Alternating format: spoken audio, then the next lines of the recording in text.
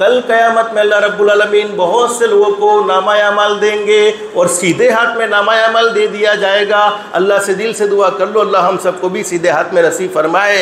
और सीधे हाथ में नामा अमाल मिला, दलील ये है कि जन्नती है, दलील ये है कि अल्लाह उससे राज़ी है। और ये बात अल्लाह कुरान करीम के 29वें पारे में बयान फरमाते हैं, 30वें पारे में भी बयान फरमाते हैं, फ़अम्मा मन ऊतिया किताबहु बियमीनिही फ़यक़ूलु हाउम इक़्रऊ किताबिया इन्नी ज़नन्तु अन्नी मुलाक़िन हिसाबिया फ़हुव फ़ी ईशतिन राज़िया फ़ी जन्नतिन आलिया।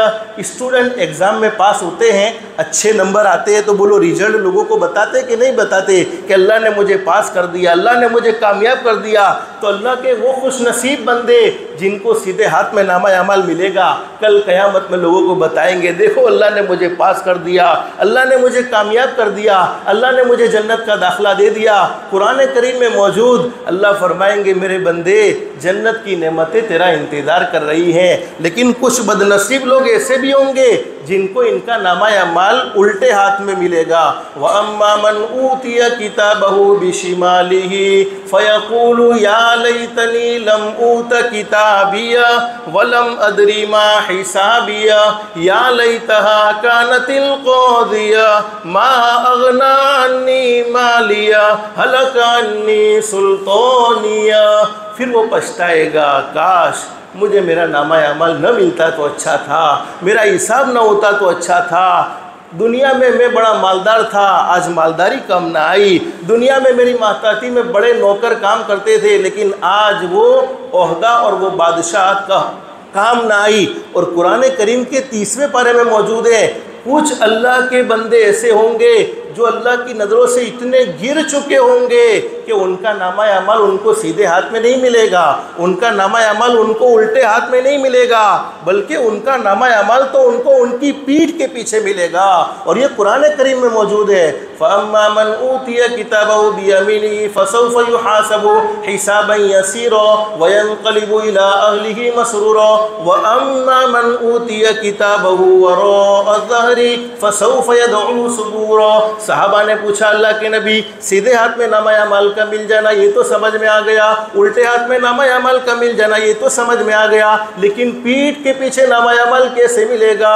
सहाबा ने जब पूछा तो अल्लाह के नबी ने फरमाया, सुन लो मेरे सहाबाए किराम, जिस बंदे के बारे में अल्लाह पाक ये फैसला फरमा देंगे कि उस बंदे को उसका नामा अमल पीठ के पीछे देना है, तो उस बंदे को बुलाया जाएगा और एक फरिश्ता होगा जिसके हाथ में लोहा होगा, जिसको हम अपनी ज़ुबान में कहते हैं लोखंड, और वो लोहे को, उस लोखंड को 3000 साल तक जहन्नम में तपाया गया होगा, जहन्नम में गरमाया गया होगा, और उस लोहे से उसके सीने में, उसकी छाती में होल किया जाएगा, उसकी छाती में सुराख किया जाएगा, और दूसरा फरिश्ता आएगा और उसके उल्टे हाथ को पकड़ेगा, मोड़ेगा और सीने के अंदर डाल के पीठ के पीछे खींच लेगा और उसको उसका नामा अमल दे दिया जाएगा।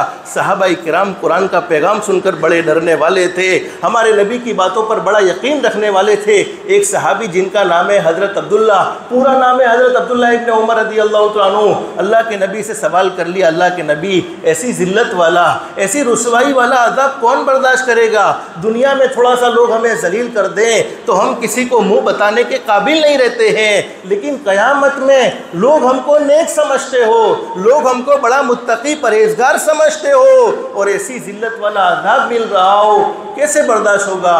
हमारे नबी ने फरमाया, अब्दुल्ला ये तो पूछ कि ये अज़ाब किन लोगों को दिया जाएगा? हमारे नबी ने फरमाया, ये अज़ाब मेरी उम्मत के 2 किस्म के लोगों को दिया जाएगा।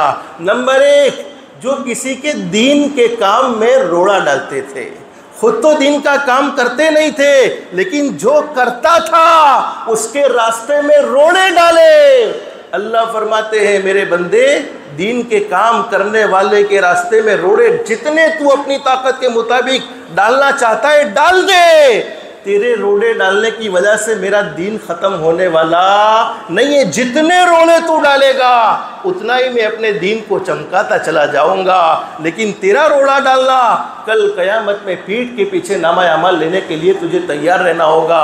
और नंबर 2, जिसने किसी का हक मारा, किसी की ग़ीबत की, किसी की बुराई की, किसी से पैसे लिए हैं उसको वापस अदा नहीं किए हैं, किसी की ज़मीन को नाजायज़ तरीके से दबाया है, किसी के पैसे लिए थे, वादा किया था लेकिन अब वो अपने वादे से फिरा हुआ है, यानी एक सुई भी किसी की अपने पास रही है और बग़ैर तौबा के मर गया है, बग़ैर माफ़ी के मरा है, उसको भी उसका नामा अमाल पीठ के पीछे मिलने वाला है।